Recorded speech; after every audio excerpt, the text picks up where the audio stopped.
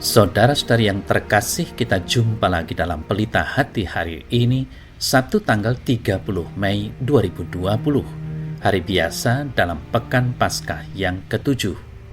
Bersama saya Romo Thomas Suratno, SC dari Paroki Cilanda, Jakarta Selatan, mendengar dan merenungkan sabda Tuhan, yakni firman Tuhan yang tersurat di dalam Injil Yohanes, bab atau pasal 21, ayat 20 sampai dengan ayat 25. Setelah Yesus yang bangkit berkata kepada Petrus, "Ikutlah aku," Petrus berpaling dan melihat bahwa murid yang dikasihi Yesus sedang mengikuti mereka, yaitu murid yang pada waktu mereka sedang makan bersama duduk dekat Yesus. Dia inilah yang berkata, "Tuhan, siapakah dia yang akan menyerahkan engkau?" Ketika Petrus melihat murid itu, ia berkata kepada Yesus, "Tuhan, apakah yang akan terjadi dengan dia ini?" Jawab Yesus, "Jikalau aku menghendaki supaya ia tinggal hidup sampai aku datang, itu bukan urusanmu.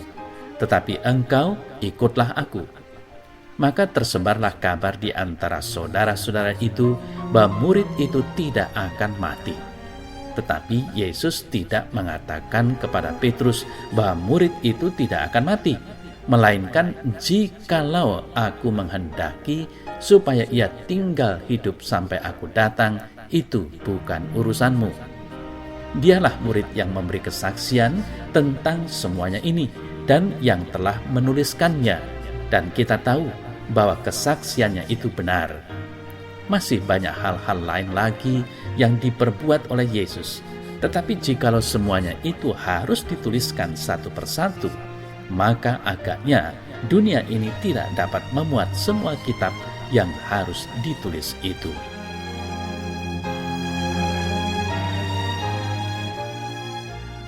Saudara-saudari yang terkasih, warta Injil hari ini agak asing dalam telinga kita karena barangkali jarang kita dengar. Injil Yohanes bab 21 ini adalah bab penutup dari Injil itu sendiri. Hal itu seperti mau menegaskan suatu kata terakhir tentang kisah kasih hidup Yesus. Masih banyak hal lain yang dilakukan oleh Yesus. Andai kata semuanya itu ditulis satu persatu, tentu tidak cukup tempat di seluruh bumi untuk memuat semua buku yang akan ditulis itu. Namun, saudara-saudari yang terkasih, sebelum ayat penutup ini, Yesus menandaskan dua statement inti, yakni ikutlah aku dan memberi kesaksian. Inilah harapan, permintaan, dan perintah Yesus kepada para pengikutnya. Pergi dan wartakanlah kabar gembira. Sekarang dan di sini perintah yang sama ada di hadapan kita. Baptisan dan status sebagai orang Kristen menjadikan kita sebagai pengikut Yesus. Apakah Anda bergembira, stres, atau bahkan menyesal? Semoga saja tidak. Saudara-saudari yang terkasih, di samping itu warta Injil hari ini juga Yesus meminta Petrus untuk mengikuti dia. Kalau sebelumnya Tuhan menubuatkan penyangkalan dan pemulihan Petrus, kini Tuhan menubuatkan bahwa Petrus akan menggenapi ucapan untuk sedia mati bagi Tuhan, tetapi dalam rencana dan anugerah Allah. Kini saatnya Petrus belajar taat dan mengasihi Tuhan secara penuh, bahkan dengan risiko mati sekalipun. Tak seorang pun manusia mudah menerima kematian begitu saja. Petrus pun perlu anugerah dan waktu untuk dapat menerima hal itu. Gembala yang baik telah digiring ke pembantaian untuknya. Petrus pun mendapat kehormatan untuk mati karena Tuhannya. Dalam tradisi gereja dituturkan bahwa Petrus mati disalibkan dalam posisi terbalik, kepala di bawah, kaki di atas, karena merasa tidak layak disalib dalam posisi sama seperti Tuhannya.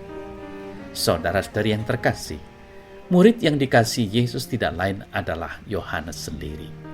Bila ditilik dari sejarah, maka Yohanes telah mencapai usia lanjut pada waktu itu dan mati lama kemudian sesudah uzur. Agaknya Petrus ingin tahu apa yang akan dialami oleh Yohanes di masa yang akan datang. Tetapi jawaban untuk Petrus jelas, "Tetapi engkau ikutlah aku." Yesus ingin mengingatkan Petrus sesudah ia dipulihkan bahwa untuk mengikut Yesus orang tak boleh terpengaruh kondisi atau keadaan orang lain.